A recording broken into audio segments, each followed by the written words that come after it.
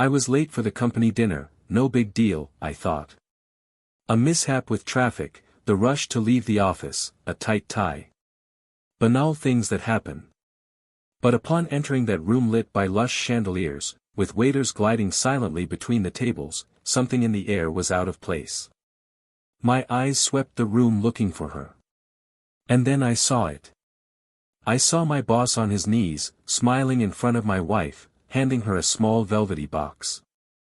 And she, blushing, her eyes shining as if she were living the most sublime moment of her life, stretched out her trembling hands, accepting the ring that, until then, should have been mine. I walked towards the two, my steps heavy as if the ground was pulling me down. I wanted to believe that there was some misunderstanding, a corporate surprise, a little theatric set up for some advertising campaign. But when I got close enough, when I stood right in front of them, it was he who looked me in the eye and said, without a hint of hesitation, "I'm going to marry your wife." At that moment, the world stopped. The sound of glasses, laughter, elegant conversations, everything became white noise. My heart beat so loudly that I thought everyone around me could hear it. But no one seemed to notice the abyss that opened beneath my feet. She didn't even try to hide it. He didn't look away, he didn't hide his hands. He just whispered my name, without guilt, without shame. As if I were invading an intimate moment that I no longer belonged to. The man who slept with me, dreamed with me, shared breakfasts, bills, plans for the future, was no longer me. And I didn't know how long ago that stopped being true. The pain, initially, was physical. A heat on the back of your neck, a twinge in your stomach, cold sweat running down your back. Then came the anger. Hot, pulsating, out of control. I wanted to break everything. But something inside me, an old voice, the same one that told me to always stay in control, breathed louder. I didn't say anything. Not at that time. I just looked at them and smiled. A smile they would never understand. The kind of smile that comes when you go through hell and realize there's so much more than pain on the other side. I came home that night and didn't sleep. While she was still intoxicated by the other's praises and promises, I searched every corner of my memory. All the days she seemed distant, all the moments her cell phone vibrated and she said, "It's just work." All the times I saw her laughing alone looking at the screen, or leaving earlier, returning later, smelling better, more tidy. And like a cruel puzzle, everything started to fall into place. I just didn't want to see it. The next morning she returned home. He acted as if everything was under control. As if there was a logical explanation for that. As if I were obligated to understand. She tried to justify the unjustifiable. He said he fell in love without wanting to. Who didn't plan anything. It all started with an innocent approach, hallway conversations, casual lunches. That he listened to her. It made her feel special. That, somehow, it was as if she had found a version of herself that had been lost. And me? Where was I during this? Trying to keep the bills up to date, doubling the effort so that our life remained stable, smiling to keep up appearances while being betrayed with speeches of emotional freedom. She cried. She asked me to understand her. He said he still loved me, but in a different way. That love can change shape. I stared at her in silence, holding back a cold, calculated anger that was beginning to organize itself inside me like chess pieces. There would be no scandal. There would be no screaming. There would be justice. Not justice in the legal sense. But emotional justice. And for that, I needed proof. For weeks, I played blind. I continued smiling, kissing his forehead, asking him how his day was. I made her comfortable, safe. She believed. He thought my silence was surrender. She thought I would forgive her. That time, as always, would dissolve the hurt. Meanwhile, I bought cameras. Undercover. I put them in her car, in the living room, in the hallway, in the guest room. I installed tracking programs, accessed old files, recovered deleted messages. I discovered times, meetings, places. And more than that, I discovered that everything was much older than she said. That there were work trips that weren't really trips. That some nights, while I was waiting up for her with dinner getting cold, she was in hotel rooms with him. I recorded all of this. I recorded audio. I captured videos. Images. Prints. She and him in intimate moments. Conversations laughing at me. Calling me naive, outdated, predictable. Planning a future together. Laughing at how much I didn't understand anything. And every word, every laugh that sounded like a blade, fueled the plan I had been building in silence. On the day of the presentation of the company's new campaign, when the entire board would be present, together with the international top management, I prepared the final blow. I didn't just want to expose them. I wanted to unmask them where it hurt most, their reputation. In front of the cameras, the investors, the eyes that would define their future. And so I did. I prepared a video, edited with surgical precision. It began with excerpts from a supposed presentation, and gradually revealed intimate scenes, compromising conversations, recorded confessions. When the video started, everyone laughed, thinking it was a surprise from the company. But the laughter turned to a murmur. The murmur turned to silence. Silence turned to shock. And in the final moment, when the image froze on their faces, I looked directly at them. The entire room turned to the protagonists of the scandal. And then, calmly, I got up, straightened my jacket and left. She looked for me. He cried. He begged. He said it had all been a mistake. That he didn't mean anything anymore. That I was the man of her life. But now, she was just another shadow in the past that I was leaving behind. He was removed. The company's image was tarnished. She, rejected and alone, saw the same world she destroyed come crashing down on her head. And me? I followed. I licked my wounds, rebuilt my self-esteem. And in the process, without looking, I ended up meeting someone. Someone who saw in me what no one else saw. Who saw my value when I doubted it myself.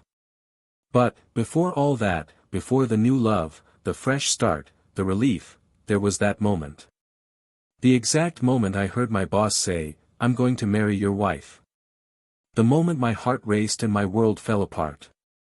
What they didn't know, was that I was already recording everything. From the beginning.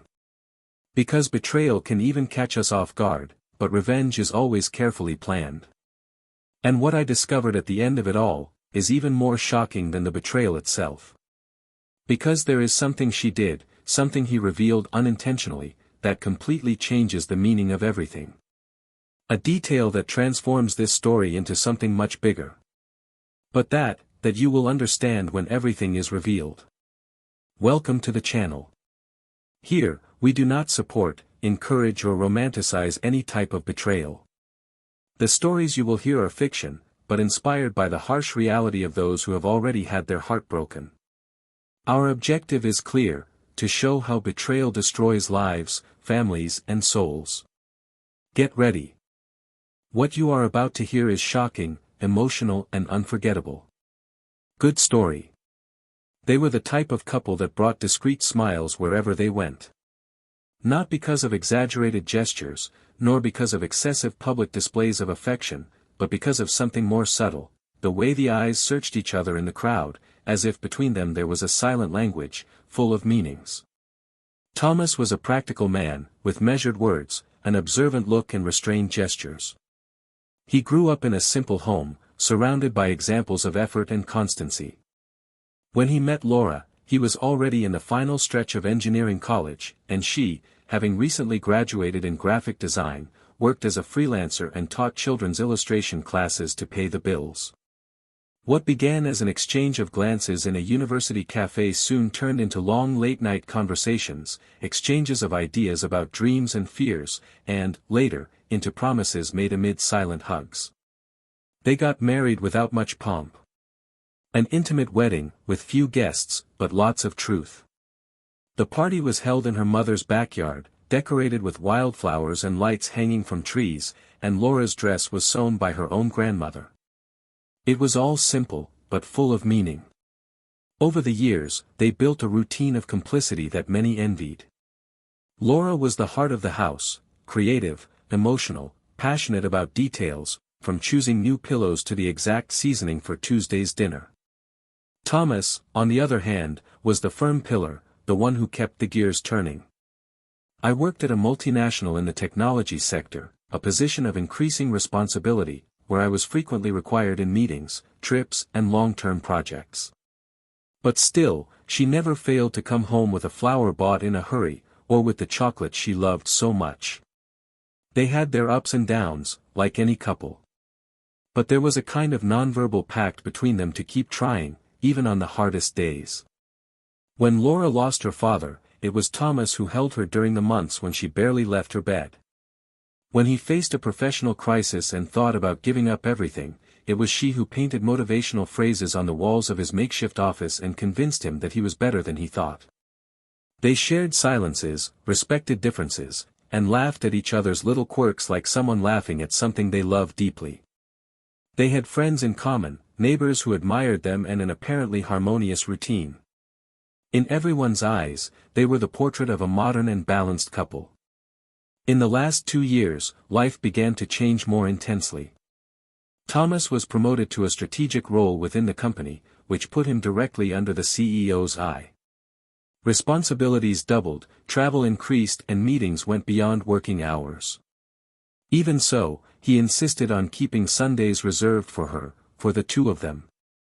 Laura, on the other hand, decided to go back to university to do a specialization in emotional design. She started working at a renowned studio, which made her expand her contacts and spend time with creative and daring minds. The two were growing, each in their own direction, but they believed there was room for both dreams to coexist. Communication between them, however, underwent adjustments. Long dinners gave way to quicker meals, accompanied by cell phones always at the table. The silences stopped being comfortable and began to be punctuated by mental absences. They still loved each other, there was no doubt about that, but sometimes their love seemed to be suffocated by busy schedules and promises that, when the phase passes, we will meet again. Laura, sensitive to details, noticed the subtle absences, the distracted kiss, the lack of questions about her day, the eyes always glued to notifications. Thomas, pragmatic as he always was, interpreted these changes as a natural effect of maturity and the accumulation of responsibilities. He was never one to verbalize insecurities, and perhaps that's why he didn't realize that she missed the enchantment. Or maybe you noticed, but didn't know what to do. Still, they tried. On birthdays, they exchanged thoughtful gifts. On special dates, they wrote notes that put a smile on their faces. On Sundays, they tried to resume their walks in the park, conversations about series, and coffee on the balcony. But something between them was beginning to change, silently, like an imperceptible crack in a solid wall. It wasn't lovelessness. It was perhaps the lack of maintenance of the enchantment, the silent wear and tear of changed priorities. It was in this scenario that a new character emerged in Thomas's life, a new executive director of the company, charismatic, experienced, with a firm speech and a discerning eye. Little by little, he gained everyone's trust, including Thomas, who would become his right-hand man in a few months. They had lunch together, exchanged professional confidences, discussed business strategies, and attended the same corporate events. The relationship was strictly professional, until, one day, during a company get-together, Thomas introduced him to Laura. It was a brief presentation, almost formal, but it remained in their memories. The new boss seemed to have a natural magnetism, a presence that attracted eyes and created instant sympathy. Laura, in her kind and sensitive way, later commented on how he seemed different from the other executives, more human, more attentive. Thomas didn't care. He trusted his wife and saw in this man only a demanding but loyal mentor. Their closeness, in the following months, would intensify in a subtle, almost invisible way. But nothing that would arouse real suspicion. Meanwhile, Laura faced challenges at the studio where she worked. With short deadlines, difficult clients and constant demands for innovation, she began to feel emotionally exhausted. He sought relief in art, in his nocturnal paintings, but even that began to lose its luster. The connection with Thomas seemed distant, and the silent dinners increased. A few times, she tried to start deeper conversations, but he was always tired, or distracted.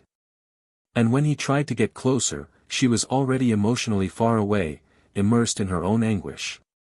What was once harmony now seemed like discord. Still, neither of them thought about giving up.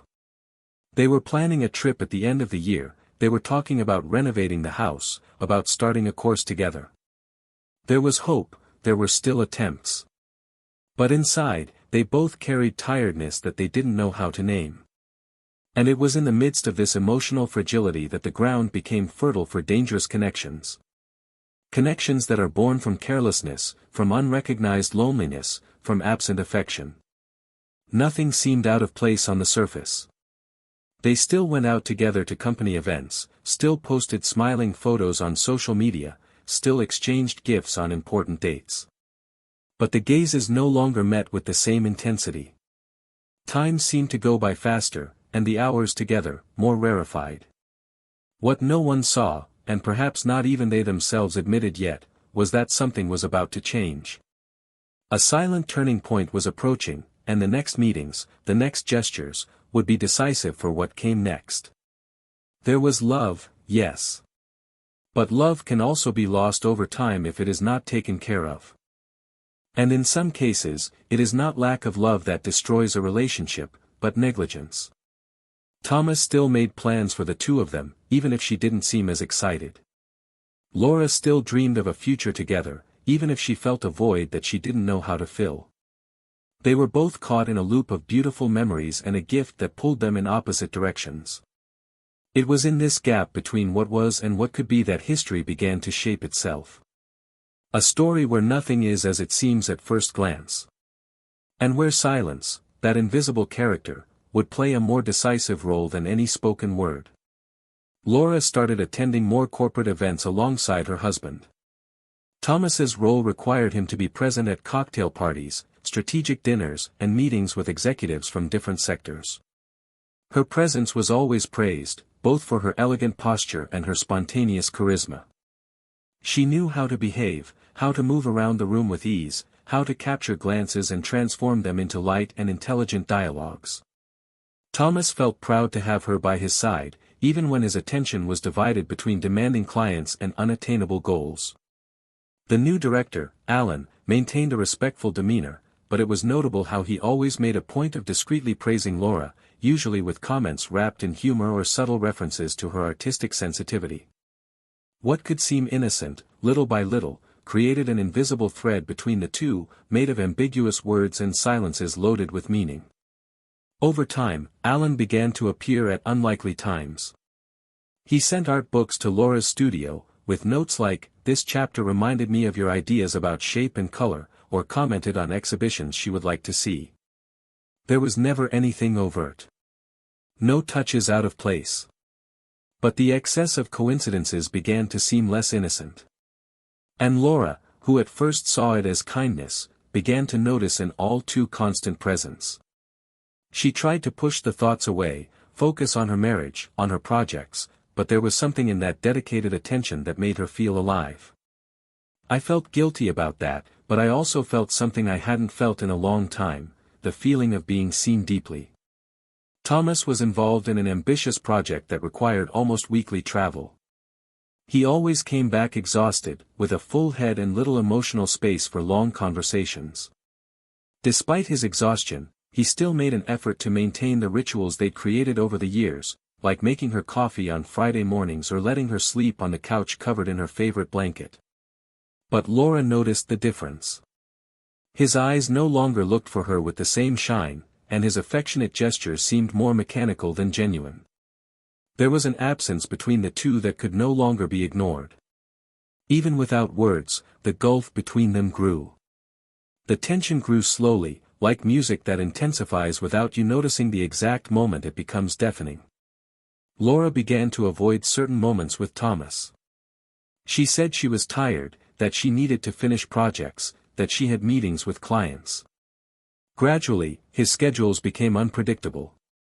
She started going out in different clothes than she wore at work, carrying a bag she never used. She was always perfumed, tidy, with a restless look. Thomas noticed, but chose not to question it. I was afraid of the answers. She told herself that it was just a phase, that she was trying to find her professional and personal identity, and that everything would soon return to normal. The approach with Alan was no longer subtle. He started inviting her to cultural events, themed dinners, closed exhibitions. At first, she refused. Afterwards, he began to accept with the justification that he needed to maintain professional contacts. The first time she met him alone was in a newly opened gallery. He was waiting for her with a glass of wine in his hand, and when he saw her, he smiled as if she were the only presence that mattered in that place. They talked about art, about literature, about silent frustrations. They didn't mention Thomas's name, but he was present in every silence, in every subtle confession. At the end of the night, he took her to the car, opened the door for her and said nothing. He just held his hand for 2 seconds longer than necessary. And it was enough for her to return home feeling torn between what was right and what was overwhelming. The meetings became more frequent. Sometimes in the late afternoon, sometimes on days when Thomas was traveling. Alan was kind, attentive, and had a patience with Laura that made her feel heard on a level she hadn't experienced in a long time. He didn't pressure her, he didn't declare intentions, but there was a growing tension, a pent-up desire that contaminated every conversation.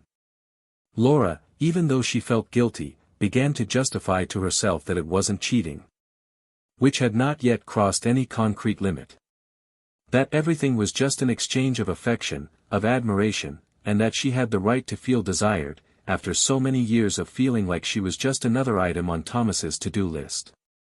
That week, Thomas surprised her with an unexpected invitation. A company dinner, in an elegant hotel, where he would be honored for his performance in a global project. Laura hesitated. The date coincided with an event that Alan had mentioned days before, something more intimate, reserved. She tried to avoid saying that she had professional commitments, but Thomas insisted. He said her presence would mean a lot. That it was important that she was by his side at that moment. Under his gaze, she gave in. She accepted the invitation, telling herself that maybe that night could rekindle something between them. On the day of the event, Thomas had a last-minute emergency at work and was late. Laura went alone, as agreed. She arrived in an elegant black dress, light makeup and a restrained air of anxiety. He walked around the room with a discreet smile, greeted acquaintances, grabbed a glass of sparkling wine and sat down at one of the central tables. And then, without warning, he appeared. Alan, with his tailored suit, his confident smile, walking towards her with a confidence that seemed rehearsed. But that wasn't what surprised her. What made her lose her breath was the next gesture. He knelt down. Silence. The room, previously filled with murmurs and the sounds of silverware, froze for an instant. Alan held a small black box. And inside it, a ring. Laura's eyes widened, her breathing hitched, the world seemed to spin.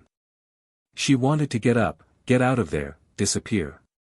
But she was trapped. Not because of his gesture. But from Thomas's eyes. Because it was at that exact moment that he arrived. Thomas walked toward the scene as if he were observing something distant, out of body. He recognized the boss's face, his wife's dress, the box in his hand. Every detail was a stab. The guests looked at him, waiting for a reaction. But he didn't say anything. He just approached, fixed his eyes on Alan, then on her, and heard, with frightening calm, the sentence that would throw the last bit of ground beneath his feet. "I'm going to marry your wife." The words echoed in his mind like muted thunder. Laura tried to get up, she stammered something that no one understood. But Thomas just smiled. A cold, controlled smile. The kind of smile that precedes an earthquake. He turned around and left through the same door he entered. No screaming, no crying. Because there was something inside him that neither of them knew. Something that would change everything. And he knew exactly the right time to reveal it. Thomas didn't come home that night. Not even the next one. He left his cell phone turned off, with no traces, no explanations. Laura spent the days trying to get in touch, between regretful messages and unanswered calls. Deep down, she knew there was nothing to explain. I knew he had seen, heard and felt everything he needed to understand the depth of the betrayal. Still, I wasn't prepared for the silence. It didn't hurt any less because it was deserved. Alan, on the other hand, seemed indifferent. After the incident at dinner, his posture remained cold, professional, as if everything was part of an emotional control game. She continued her routine without showing remorse, as if nothing had happened, while Laura was plunged into guilt and panic. What she didn't know was that Thomas wasn't missing. He was just silently busy dismantling, piece by piece, the mask that the two of them had used to deceive him. He returned a week later. He entered the house without warning, without making any noise. He found Laura sitting in the living room, with her eyes swollen and a sketchbook on her lap. She looked up and froze. I wanted to run to him, but his presence imposed an almost physical distance. He watched her for a few seconds before saying he wanted to talk. No shouting, no dramatization. Just talk. Laura nodded, her hands clasped in her lap. Thomas sat down opposite her and, in an almost monotonous tone, began to tell her what he had done in the last few months. He said it all started with a small, almost childish distrust. An intuition that grew. Then he began to observe the patterns, the schedules, the gestures. And when he was sure something was wrong, he decided to act. She said she had installed cameras at home, trackers in her car and on her cell phone. That recovered deleted conversations, old emails, images, videos. That he knew about every encounter, every touch, every lie spoken naturally. Laura's eyes widened, a mixture of terror and shame, but he continued, impassive, as if reading a report. But then he stopped. He said that wasn't the worst part. That there was something bigger. Something that changed the meaning of everything. Laura couldn't breathe properly. The air felt thick. Thomas then got up, went to the bookshelf and took out a flash drive. He connected it to the TV and, without saying a word, pressed play. The screen showed a clear image, recorded by a camera she didn't know existed. It was the home office, on an ordinary day. Alan was there, alone, sitting at Thomas's table. He opened the drawer, rummaged through papers, took photos of confidential contracts. Then he made a call. His voice sounded clear, confident. He said he was ready for the next phase, that Thomas was already weakened enough, and that Laura would be the key player. She trusts me, she's in love. It's a matter of time. When he's emotionally destroyed, he won't understand the movement. We'll be able to remove him from office and take control. The person on the other end replied something inaudible, but Alan continued, his downfall has already begun. His wife is in my hands. Just wait. Laura put her hand over her mouth, her entire body shaking. The betrayal she thought she had committed, the choice she believed she had made for herself, was actually part of something much bigger. She wasn't just unfaithful. She was an unwitting accomplice in a professional plot that aimed to destroy Thomas's career. She wasn't just in love with another man.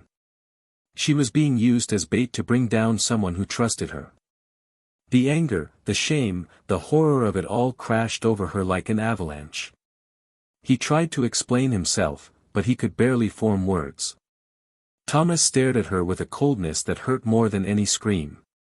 When she tried to get closer, he backed away. He said that everything was already in the hands of the company's legal sector, that Alan had been removed that morning, and that he would soon face a lawsuit for breach of confidentiality, abuse of power and unethical behavior. Laura cried like someone who was drowning. She said she didn't know, that she never imagined, that she felt used, dirty, lost. Thomas only interrupted her once, to ask if she had any idea what she had done. Not just him, but herself. He asked if at any point she thought about the weight of the choices she made, the looks of contempt she would receive when the truth came out, what it would be like for her to live with the knowledge of having been just a pawn in a dirty game. Laura tried to hold on to any shred of dignity, but the pain was greater. The ground opened up beneath his feet. The love he believed he had experienced with Alan now seemed grotesque. The enchantment, the desire, everything turned into repulsion, into self-disgust. I couldn't face him anymore. He couldn't even touch Thomas, whose pain was as silent as it was deep. Thomas got up, turned off the TV and said he was going away for a few days. That he didn't intend to make any hasty decisions, but that he needed distance. He didn't ask for explanations, he didn't make any promises. He just left, leaving Laura alone in a house that now seemed to echo all the mistakes she had made. His absence weighed like a judgment. She wandered around the house like a shadow, trying to understand at what point she lost control over her own life. And, most of all, how she had let herself be taken in by a man who saw her as just a disposable tool. In the following days, Laura tried to contact Thomas several times, but there was no response. He visited the company, learned that Alan had indeed been removed, and that the scandal was being kept under wraps for now. But the looks he received from his colleagues said it all. She felt exposed, diminished. And in the midst of this chaos, a certainty grew within her, there was no going back. Even if Thomas forgave her, something she knew was unlikely, her image of herself had been shattered. Repentance was real, but late. The shame, unbearable. And in the silence of the house, surrounded by memories of a love that she herself destroyed, Laura understood that there was no greater punishment than consciously watching the ruin of everything she had built. But what she still didn't know was that Thomas wasn't just away. He was preparing something. Something that had not yet been revealed. Because, even after everything, there was still a piece missing from the puzzle. A piece that was not about Alan, nor about her, but about something much more intimate. Something that would explain why Thomas maintained control, silence, and a firm gaze even in the face of betrayal.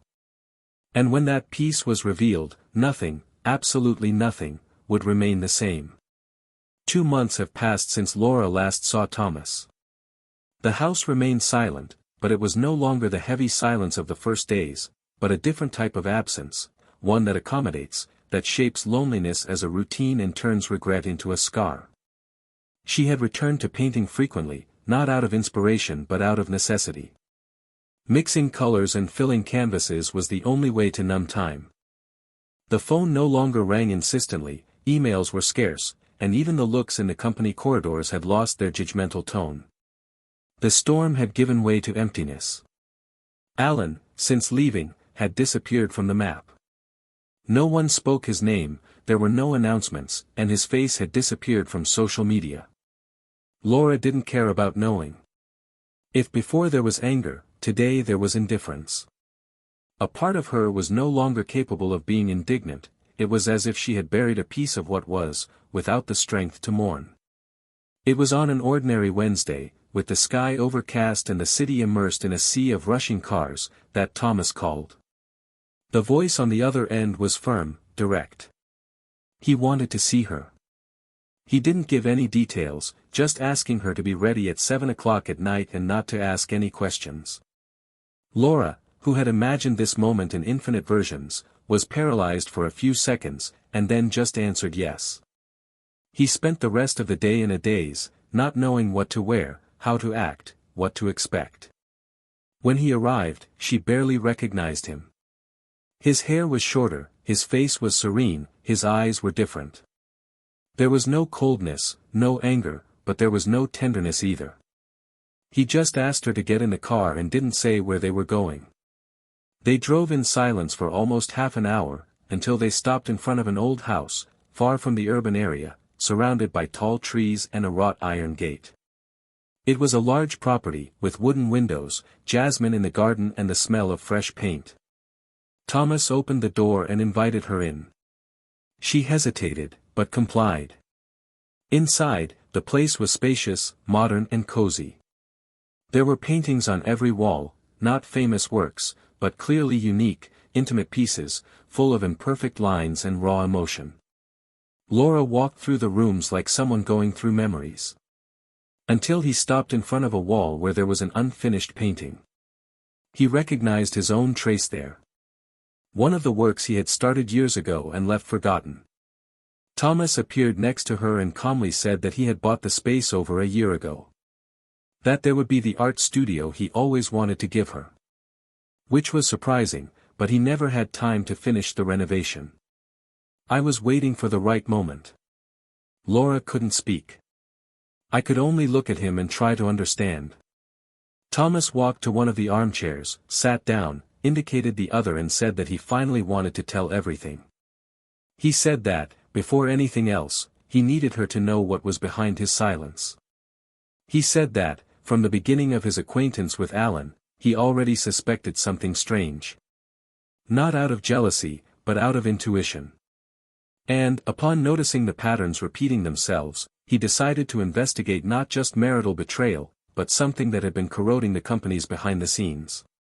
He said that Alan was already the target of internal investigations for unethical practices and conflicts of interest, and that he himself, because he was close, was tasked with monitoring the executive's steps. The plan was to gather solid evidence, but nothing progressed. Until Alan made a mistake, he involved Laura. She didn't know where to look. I wanted to interrupt him, but his voice was like a slowly unraveling veil.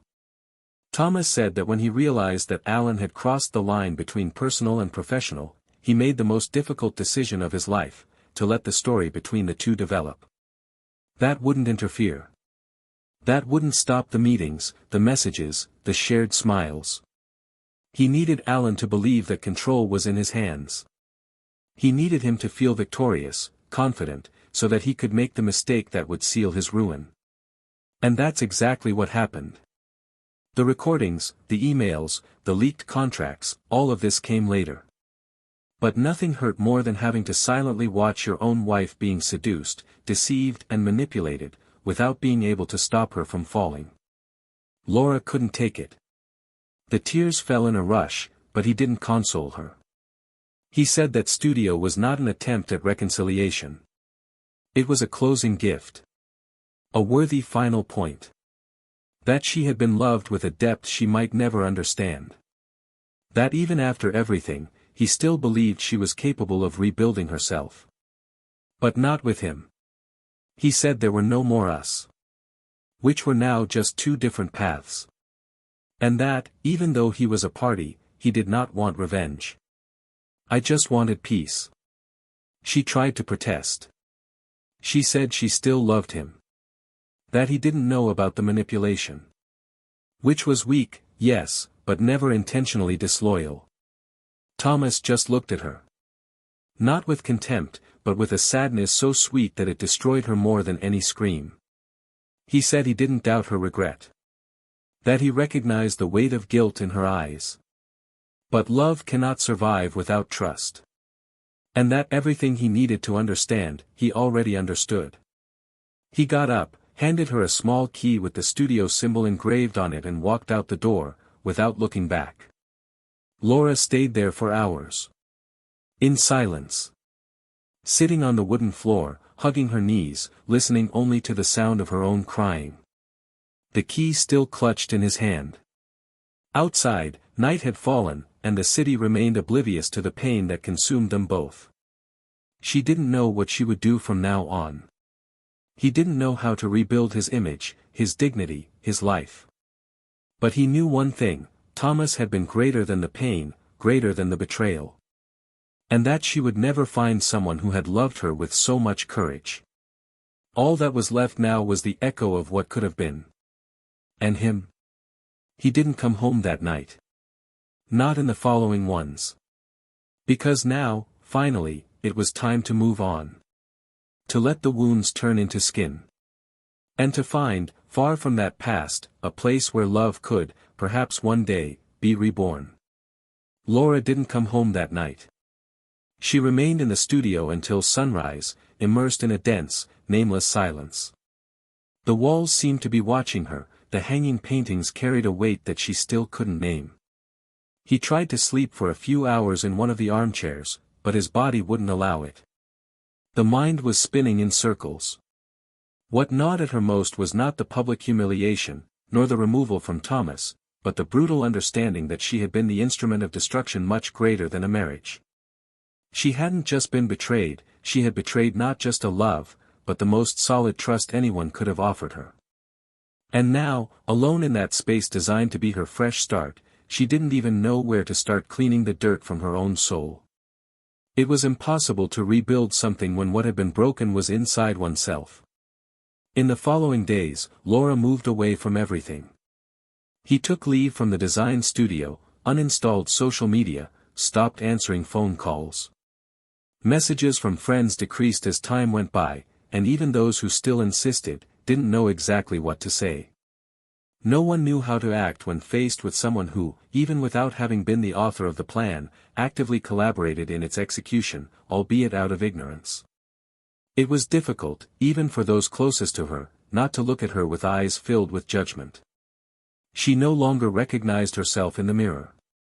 She spent her days in the studio, painting compulsively, pouring into paint what she couldn't put into words. Art had become his only form of penance. And still, nothing seemed enough. Thomas, in turn, had completely distanced himself from everything that reminded him of the past. He asked to resign from his position at the company as soon as the case against Alan took legal form.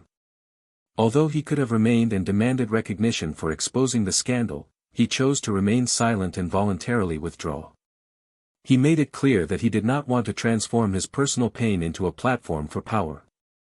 To some, it sounded like cowardice or hurt pride.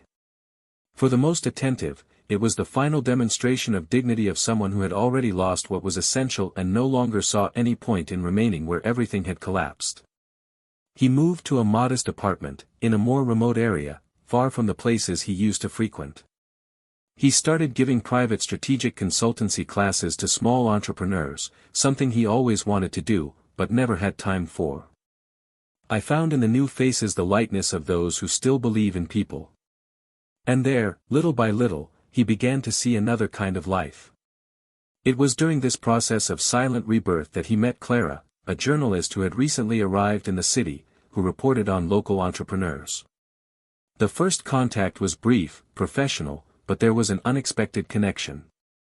Clara was curious without being invasive, she had a sweet look and intelligent questions. Contrary to everything Thomas was used to, she didn't put him against the wall, she didn't demand explanations about the past. I just listened to him. He, who had spent months keeping quiet, felt comfortable talking to her about things he hadn't even shared with former friends.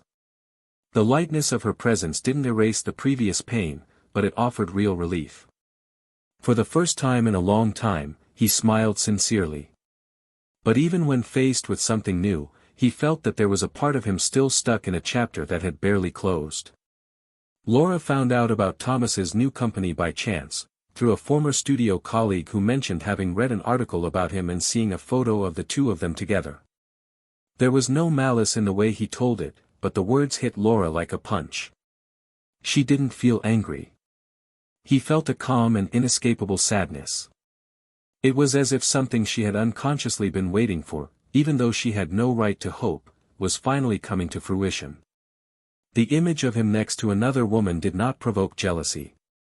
It caused mourning. A deep mourning for everything she was unable to preserve. He didn't look for him. He didn't even think about contesting his choice. She respected his silence and understood, with pain, that true love, once betrayed, does not beg, does not crawl. Leave. And what was left for her was just to learn to live with the knowledge that she had the love of her life in her hands and let him slip through her fingers. At the same time that Laura isolated herself from the outside world, she began discreetly attending support groups aimed at victims of emotional abuse and emotional codependency. There, she was not judged. She was just another woman trying to find a way through her own guilt. She shared her story in parts, heard even more devastating stories, and little by little she came to understand that the mistake she made didn't need to define her forever. The pain was real, but from it a new woman could emerge, more conscious, less impulsive, more attentive to herself. He began to restructure his routine with small goals: read a new book a week, walk the streets again without fear of being looked at, accept invitations to smaller exhibitions. And, over time, he began to paint works that stopped talking only about pain. They started talking about transformation. One of the biggest twists came when Thomas, months later, received an anonymous mail containing an envelope with a painting signed by Laura. There was no letter, no note. Just the frame. It was a small screen, but with an almost suffocating force. Two characters were looking at each other in the distance, with their backs to a burning field, but there was a thread of light between them, faint, curved, fragile, but still visible. Thomas stood in front of the image for several minutes. He didn't feel longing, nor angry. He felt compassion. And perhaps, deep down, a trace of admiration. It was the first time I had seen her pain materialized with such honesty. This was not an attempt to win back. It was a silent request for forgiveness, without demands. He didn't respond. But that night, he dreamed of Laura for the first time in months. And he woke up with a peace he hadn't felt since before it all started. Laura continued painting. He began donating part of his works to institutions that helped women with difficult new beginnings. He gave workshops to at-risk teenagers, offered his studio to small independent art collectives, and began giving talks about vulnerability, choices, and self-responsibility. He didn't try to publicly redeem himself or clean up his image. It was an internal, silent process, focused only on herself. I knew there were marks that would not disappear. But I also knew that, even though it was broken, it was possible to rebuild itself. Thomas and Clara continued to see each other frequently. The relationship blossomed slowly, respectfully, and without rushing. There were no promises, just presence. Clara didn't want to save Thomas, nor heal wounds that weren't hers. I was there to walk alongside, and that was enough. He learned to breathe easily again, without the need to control everything. And he finally understood that there is no way to stop the world from hurting us, but there is a way to choose what to do with the scars. I didn't know if the love would be eternal, but I knew that that moment was whole. And after all, that was what mattered most. Even with the distance, there were days when they both thought about each other. Not out of a desire to return, but like someone looking at an old road and recognizing the steps that brought him there. Because, in the end, not every goodbye needs to be hated. Some are the only possible way to find yourself again. And although they never exchanged final words, they both knew, silently, that the cycle between them had ended as it needed to, with truth, pain, and growth. But one last piece was still waiting to be revealed. Something that neither Laura nor Thomas knew. Something that would be born from an unexpected encounter and would, once again, change the course of history. And this time, there would be no room for silence. Spring arrived like an irony. The sky is clearer, the trees are being reborn, the colors are returning to the landscape as if everything were suddenly ready to start over again. But not every fresh start brings relief, and not every flowering is light. Laura walked the streets with a serenity that hid deep layers of reconstruction. He was different, his gaze was calmer, his gestures were more restrained. Like someone who no longer looks for answers around every corner. It was as if I had accepted that some pains don't go away, they just integrate with the skin and blend into one's own identity. She no longer expected forgiveness. I had learned that there are mistakes that cannot be corrected with words, nor with tears. The only thing left was not to repeat them. But she didn't imagine that, after so long, destiny still had one more chance, even if it wasn't the kind she dreamed of one day living.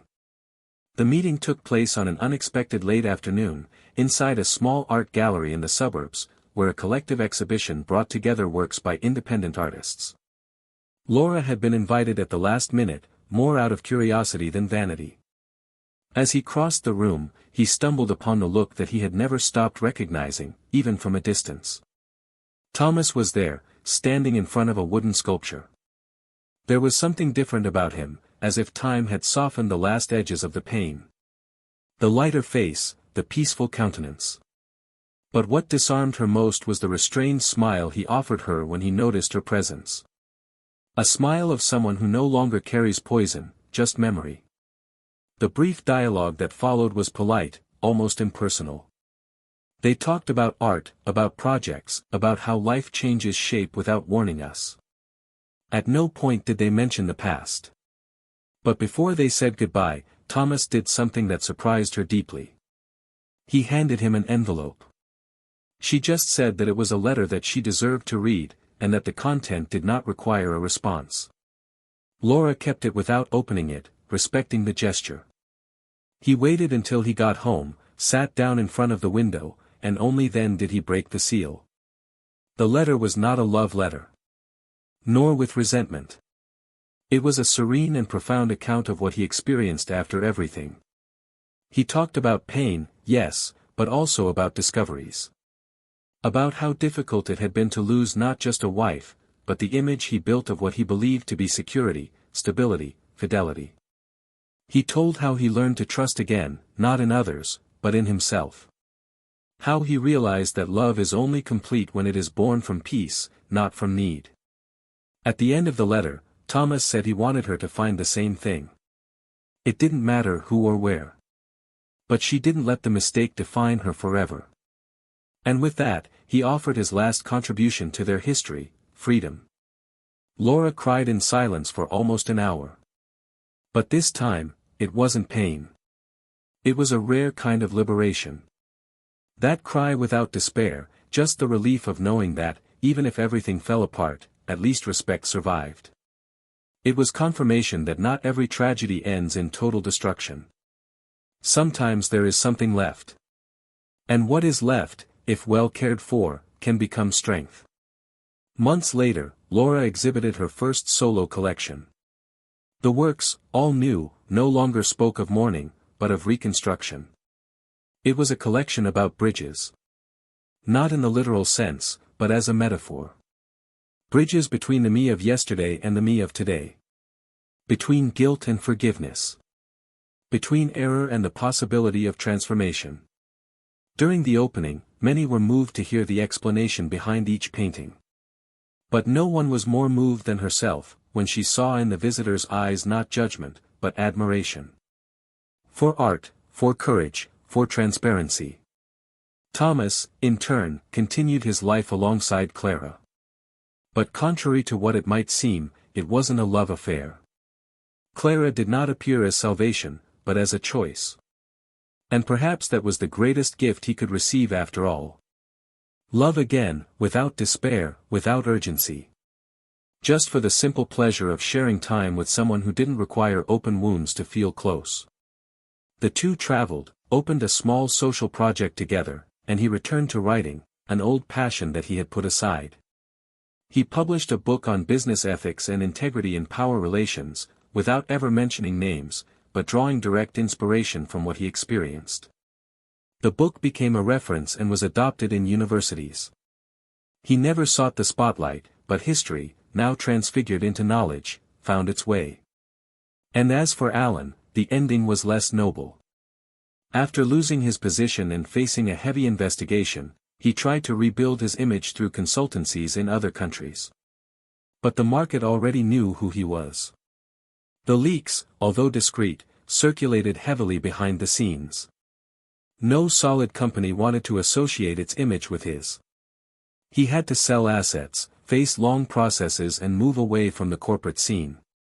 The last news Thomas heard was that he had moved to a Central American country, trying to start a career as a freelance consultant. It wasn't revenge. It was just the inevitable weight of choices made with arrogance. Time passed, as it always does.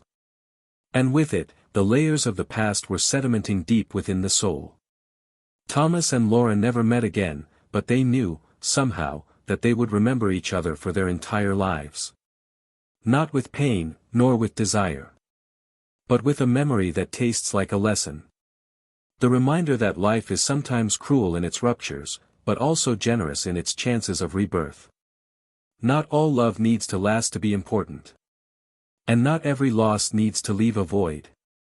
Sometimes it makes room for something that goes beyond, a deeper understanding of who we are when everything falls apart, and what we choose to do with the pieces that remain. And if there is one truth that can be extracted from this whole story, it is that betrayal is always an earthquake. It knocks down, hurts, confuses, changes routes. But what defines the future is not the shock itself, but what is done with the rubble. Thomas chose to rebuild. Laura chose to transform. And that, in itself, was the most impactful and necessary ending that both could have. Now tell me, what did you think of this story? Which part touched you the most? Leave your opinion here in the comments. I really want to know how this plot impacted you. Don't forget to subscribe to the channel to receive more stories like this, always full of emotion, twists and powerful reflections. And remember, this channel does not support any type of betrayal. Here, we show how it destroys lives and teaches, often in the most painful way, what the true value of trust is. Until the next story. And may you never forget, the truth can hurt, but lies destroy.